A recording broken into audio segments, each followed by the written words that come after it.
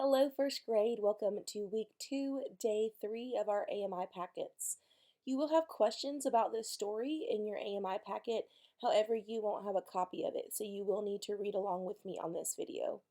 Let's talk about the genre of this story really quickly. It says that it is nonfiction. Remember that nonfiction is a story about real things in real life. So this is going to be about real animals. Our essential question this week is, how do animals survive in nature? The directions here say read about how a very unusual animal gets its food. Does anybody know what unusual means? I'll give you just a few seconds to think about what that means. How a very unusual animal gets its food. So if we know that usual means normal and we put un in front of usual, it would mean that this is not a normal animal, not one we see regularly. So we are going to go ahead and read this together and talk about this text, and then in the next video you'll see about the questions. Vulture View by April Pulley Sayer. Illustrated by Steve Jenkins.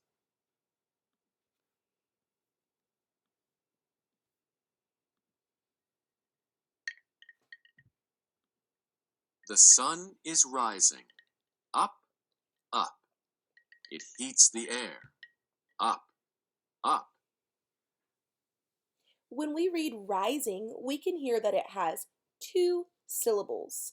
The first one is rise, and it has the letter I or the sound, rising.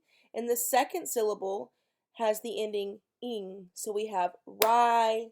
It has two different syllables. Let's keep on reading.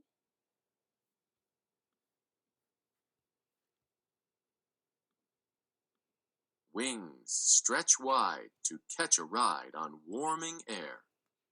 Going where?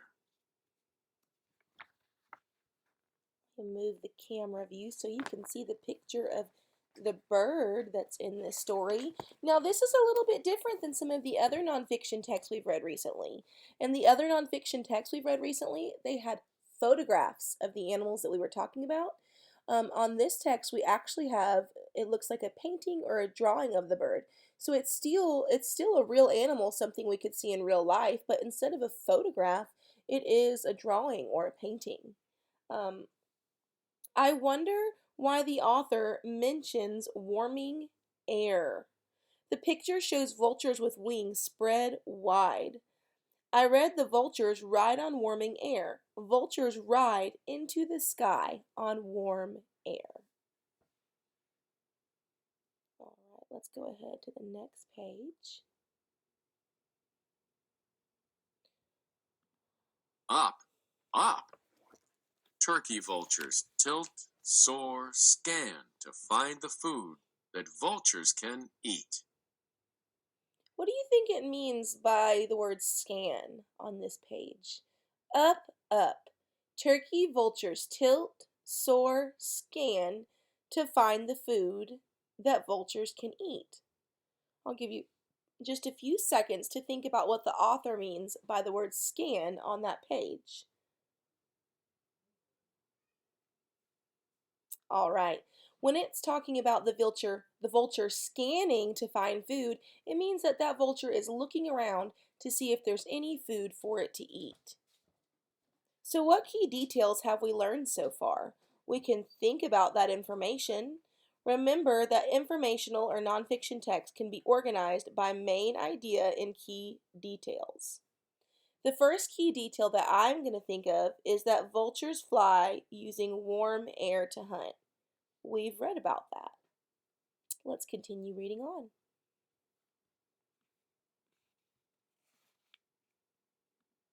That snake over there? No, no. That fox over there? No, no. All right. So on these two pages, we see different animals, and if you look very closely in the top corner on page number 68 over here, See if I can put a circle around it so you can see it really well. There's actually a vulture flying. So the vulture is flying just like it was on the other page where it said that it was scanning looking for food. That's what it's doing. It's looking to see what is out there that it can eat. So on this page, we see the snake, and on the next page, we see the fox. And the vulture is saying, no, no. Why do you think the vulture is saying no, no to those animals? I'll give you just a few seconds to think about that. All right. If the vulture is saying no, no while it's scanning and looking for food, I think that means it's because that's something that they don't want to eat. Sometimes an author will repeat certain words in a text. What words does this author repeat, meaning use more than once, on these pages? No, no. That snake over there? No, no. The author used the word no twice.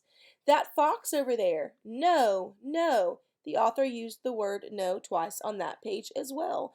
Repeating a single word or a whole sentence pattern in a text is called repetition.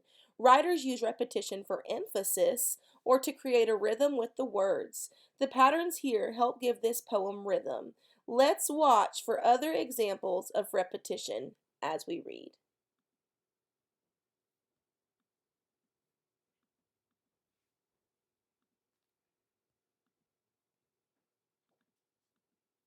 I'm sorry, I'm not sure why it's not playing for us. That bear over there? No, no. Vultures smell the air. They sniff, search, seek for foods that Oh, for foods that what? We'll have to read on to find out, and we can probably think in our mind what might happen next. We see the vulture over here and the bear over here. We also see that the author used repetition again with the word no twice. That bear over there? No, no. Why do you think a vulture wouldn't be interested in eating a bear? I think that the bear could probably eat the vulture. The bear is bigger, the vulture is smaller. Vultures smell the air, they sniff, search, and seek for foods that. On page 70, we read that the vulture doesn't want to eat a bear. So now we know that the vulture sees a snake, a fox, and a bear, but it doesn't want to eat any of them. We can talk about this with a partner, or you can think about it if no one's there with you and discuss or think about all these things, all the things that these things have in common that makes the vulture not want to eat them. Go ahead and think about that for a few moments, or if your parent or somebody is right there with you watching this video, you can talk about it with them for just a few seconds. I'll give you a moment.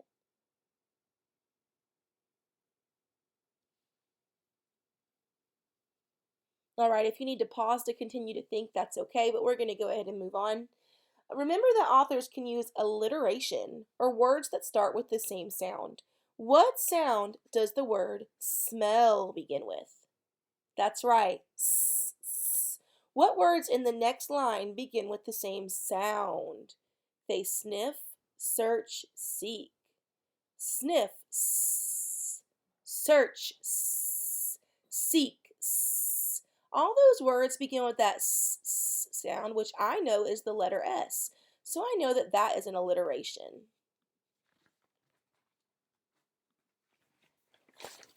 reek. All right, let's look at this picture. Try to think and understand what the word reek might mean. So we see the vulture flying, and we also see that there's some bones and some dirt. So let me give you just a few seconds to think about what reek might mean.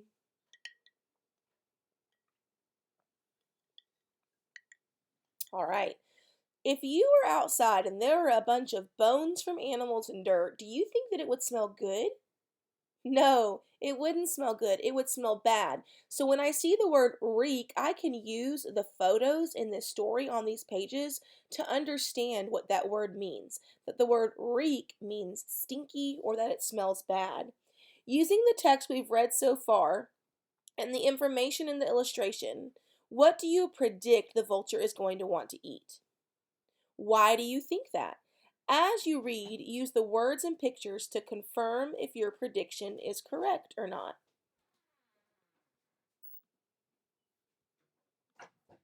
Those fragrant flowers? No, no. That spicy smoke? No, no. That stinky dead deer?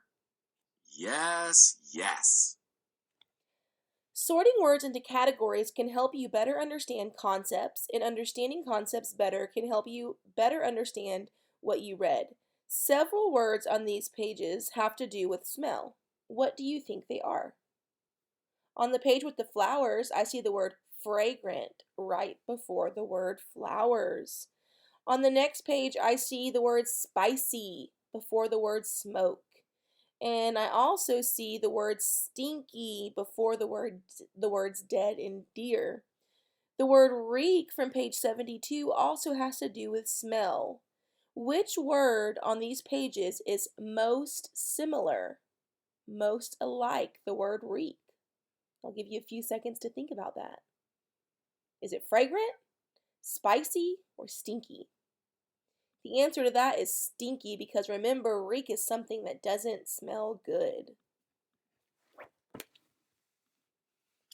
Vultures like a mess. They land and dine. Rotten is fine. Look at that photo in the story. You can see all of those vultures together trying to eat whatever animal is in the ground. So we can talk about some key details again. Remember, the first key detail we talked about was that vultures fly using warming air to hunt.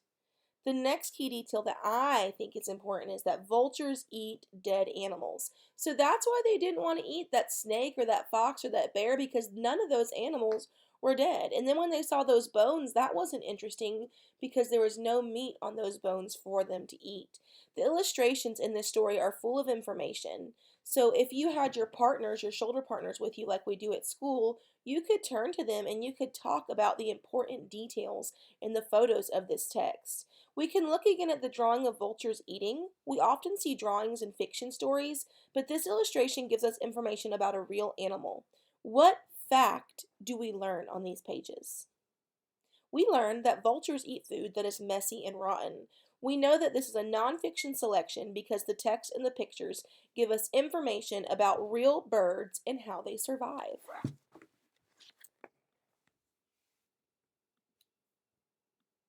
They eat, then clean. Splash, dry, preen. On page 78, we find out what happens after the vultures eat. The vultures clean themselves by taking a bath, but the author doesn't tell us that directly. What clue does she give us? It says they eat, then clean. Splash, dry, preen. The author uses the word splash and dry to tell us that the vulture is taking a bath.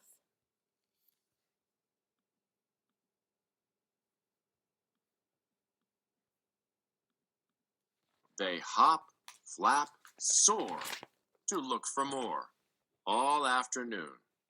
But soon, The author ends this page with the phrase, but soon, leaving us to wonder what is going to happen next.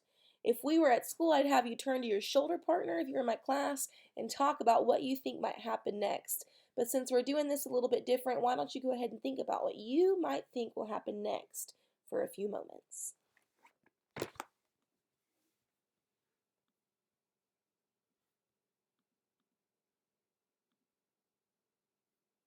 the sun starts to sink. Down, down. The air starts to cool. Down, down. Wings glide, wings ride through cooling air. Going where? Going down, down, down. Let's confirm our predictions. I guessed that the vulture might find something else to eat, but I wasn't correct. Instead, it looks like it's the end of the day. The sun is going down and the air is cooling down and the vulture is flying down. Did anyone predict it would be soon to be nighttime? If you did, you were right. Go ahead and look at those illustrations and see how the vulture is flying down. Also, how that sun is not up high in the sky, it's underneath the clouds and getting closer to setting.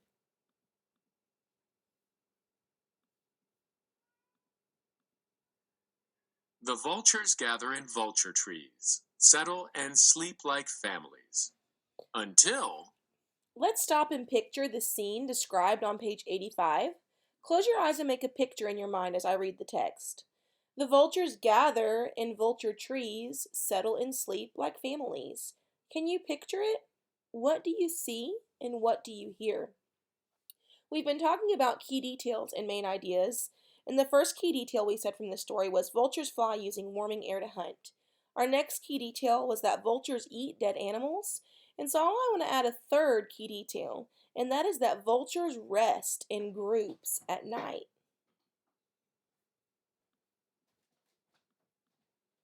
the morning sun rises, up, up. It heats the air, up, up. Wings stretch wide to catch a ride on warming air. Going where? Up, up. All right, I hope you guys have enjoyed our story today about vultures. If you need this when you answer your questions, you can always look back at this video. You will need your AMI packet for the next video.